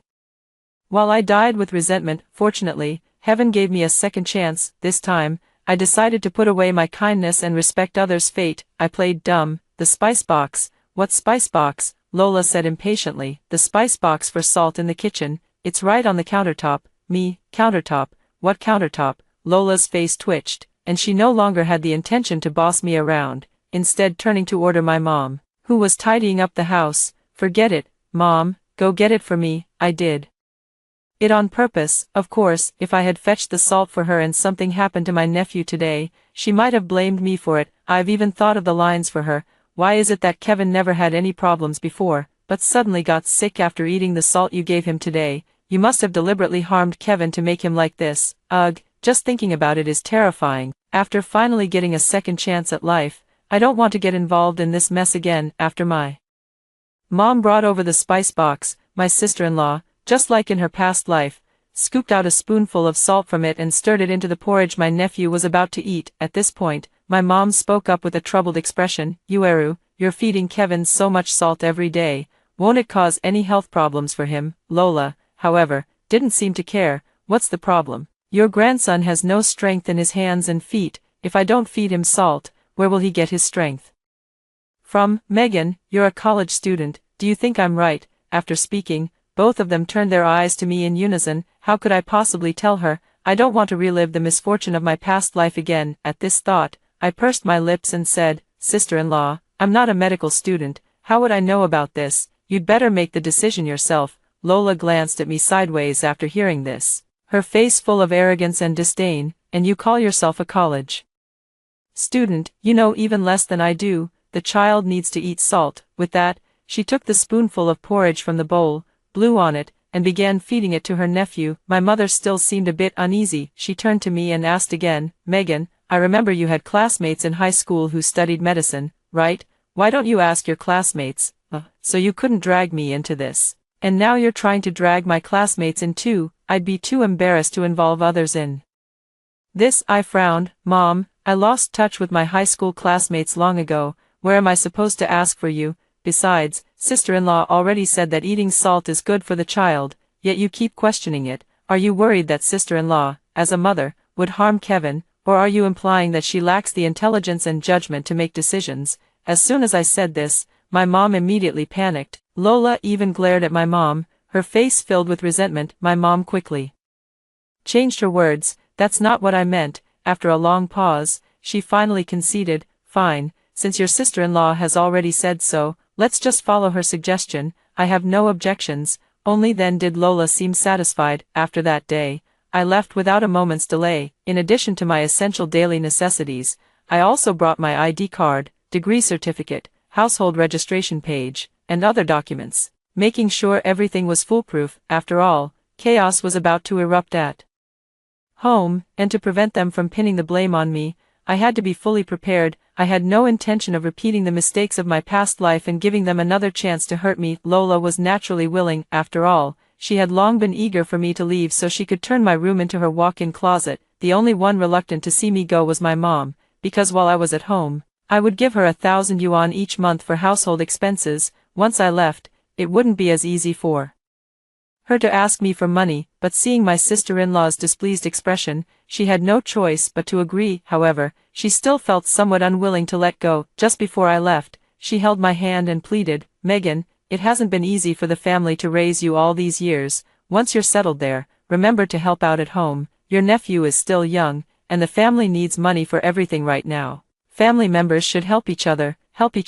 What else do they do besides sucking the life out of me? But even though I thought so, I didn't argue with her. Instead, I played along and said, You're right, Mom, we should indeed help each other. The round-trip fare, the first month's rent plus 3 months' deposit, and living expenses for this trip might add up to over 10,000. I don't have enough money. How about you cover this for me? As soon as these words were spoken, my mother's face immediately darkened. She only wanted to squeeze money out of me but never thought of giving me any. She struggled for a long time before finally forcing out a sentence, I don't have money, figure out your own problems yourself. With that, He left without looking back. I didn't say a word, just curled my lips slightly, then silently turned off the recording button on my phone. Since she chose to stand by when I needed help, no one has the right to blame me if I don't help when they're in need. Thanks to over a decade of work experience from my previous life, I've been thriving smoothly in the big city. I heard about my nephew again a month later. My mom gave me a call. Her tone sounded very anxious on the phone. Megan, Kevin hasn't peed for several days now. His diaper has been completely dry. Could there be something wrong? His urine output will naturally decrease. With so much salt added to the complementary food, the osmotic pressure in the body rises. Antidiuretic hormone is secreted, and urine output will naturally decrease. For adults, excessive salt intake can still be excreted through urine by drinking plenty of water, but for an infant, this isn't possible. Their kidneys are still very immature and have a weak ability to excrete salt. Salt is like poison to them. If a baby doesn't urinate for several days, it means the salt has already caused irreversible damage to their kidneys. Kevin is in a very dangerous situation. Of course, I didn't want to remind them. I didn't answer my mom's question but instead asked her in return, "What did sister-in-law say?" My mom sighed and said, "Alas, your sister-in-law says Kevin is going through a growth spurt, and not urinating means he's absorbing all the nutrients. It's a blessing, but I can't help feeling something's not right." Hearing this, I almost couldn't hold back my laughter. Not urinating because he's absorbing nutrients. How on earth did she come up with that? Suppressing my amusement, I put on a sincere face and said, "Mom, you're overthinking it again. What sister-in-law said actually makes sense. You should listen to her." Unexpectedly, as soon as I finished speaking, my mom got upset. She yelled at me, "What makes sense? Have you ever seen a child who doesn't pee for days? Are you really Kevin's aunt? Don't you care at all if something's wrong with Kevin's health? LOL, they're pinning the blame on me again. In my past life, whenever Kevin had any health issues, my mom and the others would blame me. This time around, I haven't interfered with them at all. I even moved thousands of miles away to avoid them, but when Kevin had problems, my mom still blamed me first. Seems they've always seen me as their scapegoat deep down. However, I won't indulge them this time. I sneered and said, "Mom, isn't that unfair? Kevin has his own mother, father, and grandmother by his side. Even if it were someone's turn to take care of him, it wouldn't be mine. Besides, even his own mother, my sister-in-law, says that Kevin not urinating is a blessing for him. As just an aunt, what right do I have to say anything more? Let's not talk about this anymore. I have work to do. Bye." With that, I hung up the phone before my mother could respond. The more I say, the more mistakes I might make. As long as I distance myself, that's enough. Saying too much might just give them ammunition to use against me. I don't know if my mother mentioned this to my brother and sister-in-law, but one thing I'm certain of, that is, whether my mother told them or not, they didn't believe it, and they remain utterly convinced that Kevin is blessed with good fortune. A few days later, while scrolling through my social media feed, I came across a video posted by Lola at the dining table at home. My brother was drinking with a few of his buddies, while my mom held my nephew and ate on the side. My brother, getting carried away with the drinks, raised his voice and said, "A man who doesn't drink has wasted his life. Come on, son, have a sip too." Then, he licked his own chopsticks, dipped them into his wine glass, and raised his hand to feed his nephew. By the time my mom tried to stop it, it was already too late. My brother's chopsticks had already reached the baby's mouth, and the 7-month-old nephew was fed a sip of wine. After tasting the wine, the little one's face immediately scrunched up into a comical expression. Everyone at the table burst into laughter. Lola was also laughing and scolding my brother on the side, her cheerful laughter filling the background. The caption for Lola's video went like this: "Drinking at such a young age, the kid's dad says it's a blessing." Covering mouth to laugh. Ha, a blessing, the blessing of restarting right where you are. Birds of a feather flock together. My brother and Lola are a perfect match. One feeds salt, damaging Kevin's kidneys. The other feeds alcohol, harming Kevin's liver, making Kevin's kidneys and liver both bloom, swiftly sending him to meet the king of hell. I have to say, with parents like these, it's a miracle Kevin has survived this long. Of course, he probably won't survive much longer. Sure enough, that very night I received a call from my mom. On the phone, my mom cried out in a trembling voice, "Megan, Kevin is not doing well, you need to come back quickly." I had a feeling, but I still pretended to be worried and asked, "Not doing well, Mom, slow down, what exactly happened?" My mother said while wiping her tears, "I don't know either. The doctor said Kevin might have alcohol poisoning. Kevin is in a very dangerous situation now, and his condition is not good at all. In the background, I could hear my brother arguing with Lola. Lola shouted at my brother, "It's all your fault. If you hadn't insisted on feeding Kevin alcohol, would he be like this? How could a child his age drink?" My brother fired back without backing down. What kid hasn't been given a taste of alcohol with chopsticks when they were little? Why is it only Kevin who ended up like this? Maybe you should reflect on whether you've been neglecting his care, making his resistance so weak. Don't just blame everything on me. At that moment, a female doctor emerged from the emergency room. My mother quickly stepped forward and asked, "Doctor, how is our Kevin doing? Has he recovered from alcohol poisoning?" The doctor let out a deep sigh. "Alas, the most pressing issue now isn't his alcohol poisoning, but his kidneys. His kidney condition is very poor at the moment. We need to perform dialysis on him immediately to give him a fighting chance. Please sign the surgical consent form first." As soon as the doctor finished speaking, Lola became frantic. She knocked the surgical consent form out of the doctor's hand and angrily shouted at them, "What's wrong with his kidneys now? He hasn't even recovered from alcohol poisoning yet, and now you've ruined my child's kidneys. Do you even know how to treat patients? Dialysis? How can you wash kidneys?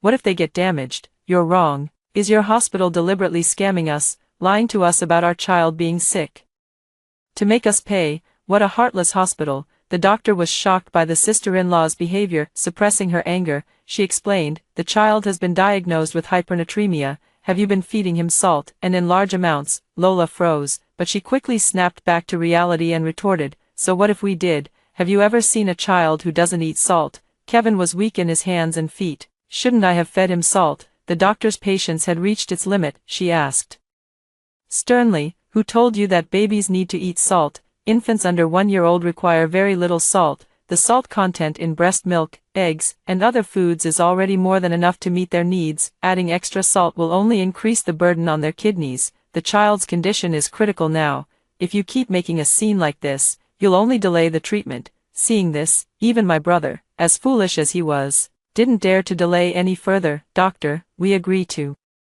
dialysis. Please take care of Kevin." Then he quickly picked up the surgical consent form and signed his name. Lola got anxious. She scolded my brother again. "Did I tell you to sign it? You just signed it. I already said the hospital is just trying to scam money. How could you?" However, before she could finish speaking, I heard a sharp sound. Snap! It was the sound of a slap. Then came my brother's furious scolding. "Can't you just shut up, you bitch? If it weren't for you feeding Kevin salt, would he have ended up like this? And now you're still making trouble and not letting the doctor treat Kevin.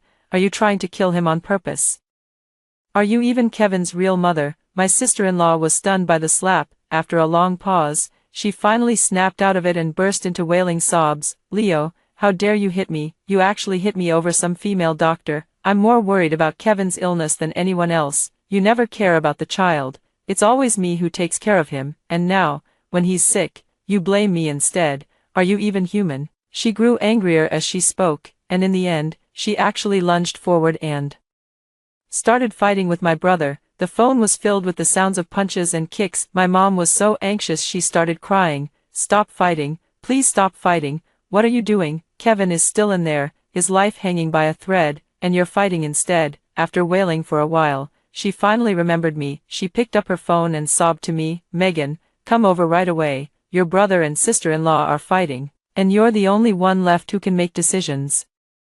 Kevin is counting on you. They want me to make decisions for Kevin. Are you asking me to take the blame for them again? How is that fair?" I put on an anxious and hesitant expression, tactfully refusing her. "Oh, Mom, I'd love to go, but I really can't get away right now." As soon as I finished speaking, my mom got angry. "Is your job more important than your nephew? You're Kevin's own aunt, and with him in this state, you still have the heart to focus on your work." Nonsense. Of course work is more important. Where did she get the confidence to think that my cheap nephew would be more important than my career? I can't even avoid them fast enough. What makes her think I'd rush to help them? However, despite my inner disdain, I didn't show a hint of it on my face. I pretended to be helpless as I spoke. "Mom, I don't want it to be this way either, but I just found a job and signed the employment contract not long ago. If I leave now, not only will I not get paid, but I'll also have to compensate the company for their losses. In that case, forget about helping out. You might even have to bail me out of trouble. Besides, my nephew really needs the money right now. Even if I can't help, I shouldn't hold you back. In short, if you want me to come back, you'll have to pay up. The reason I don't want to go back is simply to save them money. I have my own difficulties, you know." After a moment of silence, my mother asked, "How much would that cost?" I did the math, probably around 10 or 20,000. If it were just 1 or 2,000, my mom might have considered shelling out some money to get me back to help, but 10 or 20,000 was completely out of the question, because she valued that 10 or 20,000 yuan more than my life. Sure enough, upon hearing this, my mother immediately changed her tune. She compromised. Forget it, don't come back. I'll try my best to persuade your brother and sister-in-law myself." With that, she hung up the phone. After the kidney wash, Kevin was immediately sent to the ICU. He stayed in the ICU for nearly half a month, with daily treatment costs exceeding 10,000, leaving my brother and his family struggling to cope. To raise money for the treatment, my brother even started a crowdfunding campaign on Shuidiku. However, due to his limited connections, he managed to raise only a little over 10,000 yuan after several days of effort, which was far from his fundraising goal of 300,000.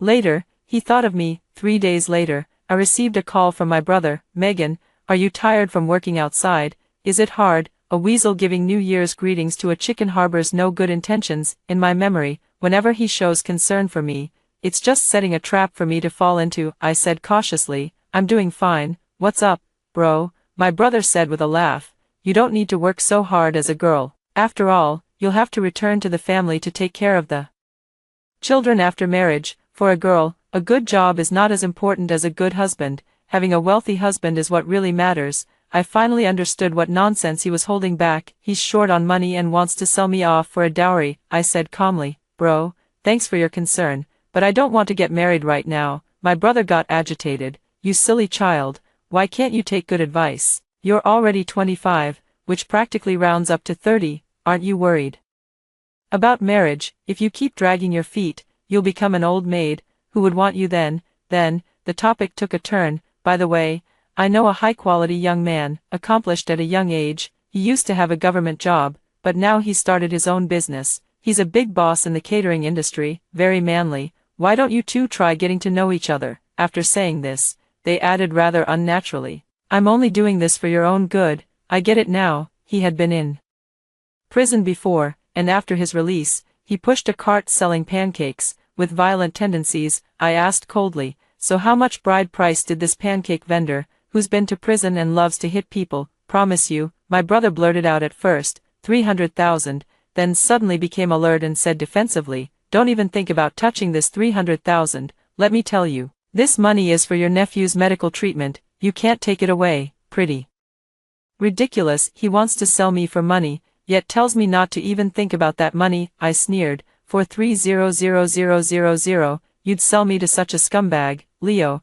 are you even human?" My brother hurriedly retorted, "What kind of trash? How can you say something so harsh? This is discrimination. Even the government gives people a chance to reform, yet you still discriminate against them like this. That's really not good. Besides, he doesn't hit people anymore. I've talked with him for so long, and he hasn't hit me. What are you so needlessly worried about?" "I don't care. You come back and get married right now, or don't blame me for being harsh." Of course, I wasn't going back. After finally escaping, how could I possibly throw myself back into that pit of fire? I simply ignored him. I'd like to see how he dares to threaten me in a society governed by law. It wasn't until the next day that I realized. It turns out his way of being rude to me was to tarnish my reputation in the family group chat.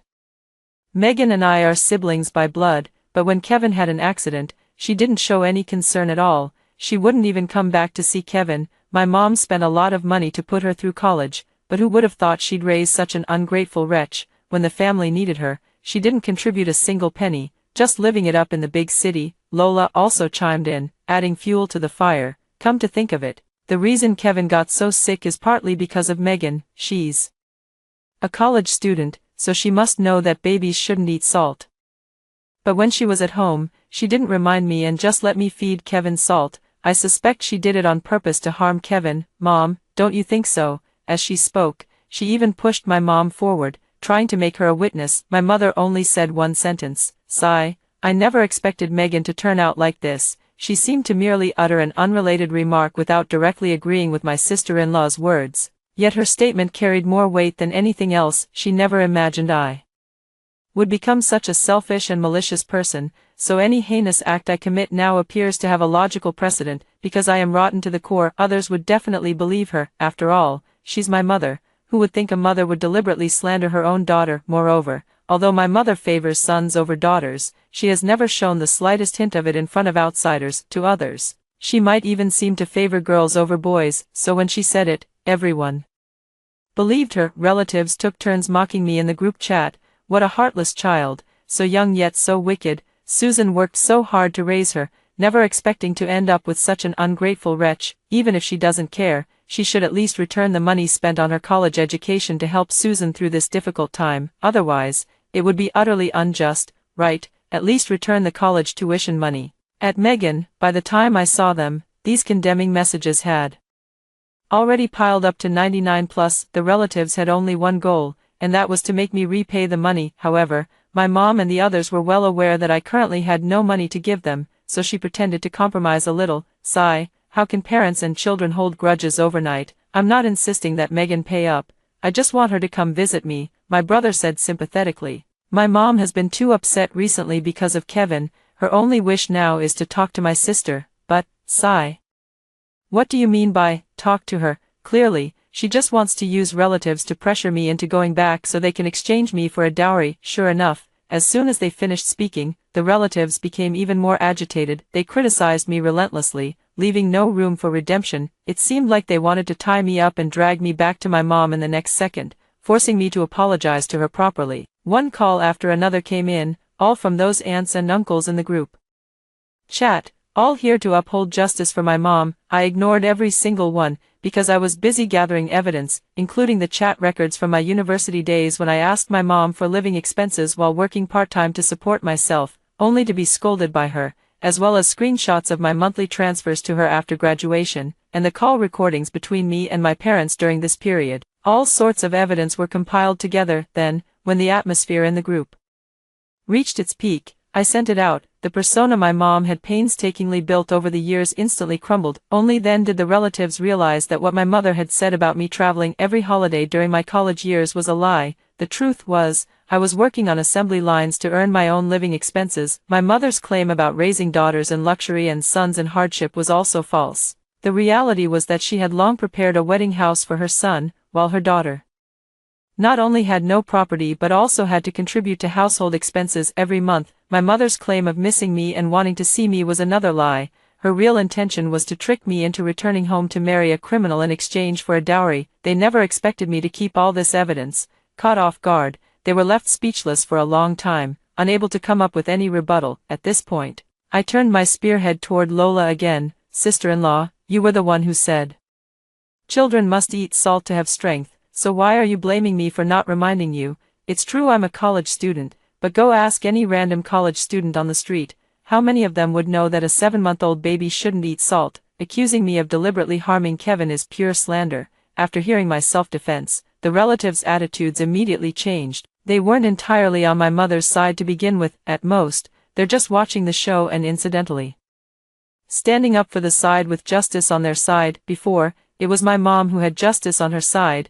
Now it's me, so now they've actually started feeling sorry for me and are speaking up for me in the group chat. Susan, this is not right. How could you treat Megan like this? Yeah, Megan is such a good kid. I always said she couldn't have done something like that. Turns out what you said was false after all. You're being way too biased towards boys over girls. How could you marry your daughter off to an ex-convict? Isn't that just throwing your own child into the fire? My mom and my brother and sister-in-law tried to be clever but ended up losing out. Not only did they fail to trick me into going back, but they also ruined their own reputation. Truly tragic. Because he couldn't get the money from me, my brother had to sell his house to cover Kevin's medical expenses. Half a month later, Kevin was finally transferred from the ICU to a general ward. It seems he has recovered, but this is only the beginning. Just as my brother and sister-in-law were happily celebrating their son's recovery, the doctor poured cold water on their joy once again. Although the child's life was saved, the salt has severely damaged his kidneys, leading to kidney failure. You'll need to bring him in for dialysis every week. Lola didn't react immediately. Dialysis? How long will it take? When will he fully recover? The doctor sighed and paused before speaking. Always. Lola collapsed directly Onto the ground, the three of them were crying together at the door of the hospital room. Their sky had collapsed. The reason they had insisted on treating Kevin all along was because they held on to hope, the hope that Kevin could be completely cured. But now, that hope has been shattered. In my previous life, I got Kevin to the hospital in time, so he was fine after dialysis. Later, his uremia was entirely due to his own recklessness, but now it's different. Kevin will never be able to live like a normal person. He has had to endure the agony of dialysis since infancy, and it will continue until his death. After crying for a while, my brother started slapping Lola frantically. Slap asterisk, you bitch, it's all your fault that Kevin ended up like this, slap asterisk, why the hell did you have to feed him salt? Couldn't you have at least looked it up online before doing it? You don't even deserve to be a mother. Are you happy now that Kevin has turned out like this? Are you satisfied? You've ruined his entire life. In no time, my sister-in-law's face was swollen like a pig's head. She wanted to fight back, but when a grown man uses all his strength to beat a woman, she simply has no chance to resist. This time, my mother didn't stop him. Not only did she not stop him, but there was even a hint of satisfaction on her face when she saw my brother hitting Lola, as if she wished she could join in and hit her herself. After all, to her, a grandson is far more important than a daughter-in-law. She also harbored hatred toward Lola. She hated Lola for ruining her golden grandson. From that day on, my sister-in-law's status at home plummeted. She used to have the final say in the household, and my mother had to cater to her every need with caution. But now, things are different. My mother goes square dancing every day, and the heavy responsibility of taking care of Kevin falls entirely on her shoulders. Not only that, but my brother also stopped giving her his salary card. Whenever she needed money, she had to humbly ask my brother for it, begging for a long time just to get 100 or 200 yuan. She had to budget meticulously every day, living in misery, but she didn't hold any resentment, because she always believed that my brother was just angry with her, and as long as she treated him well, she could eventually move him and make him forgive her. Her beautiful dream lasted until half a year later. That day, on her way home from the hospital with Kevin, she suddenly decided to reward herself with a cup of milk tea at a nearby mall. She hadn't had milk tea for over half a year, but after buying the milk tea, she turned around and passed by a Western restaurant. Coincidentally, through the glass window, she spotted my brother inside the restaurant, accompanied by a young woman. He was chatting and laughing with her, and the distance between them was quite intimate. Lola, as if possessed, walked into that restaurant. I happened to hear my brother coaxing that girl. I want to marry you and have a child with you. The girl laughed. What about that old hag at your home and that sickly son of yours? My brother scoffed. Them, I've been wanting to replace them for a long time. If you're willing, I can kick them out anytime. Lola went crazy. Only then did she realize that this man wasn't actually angry.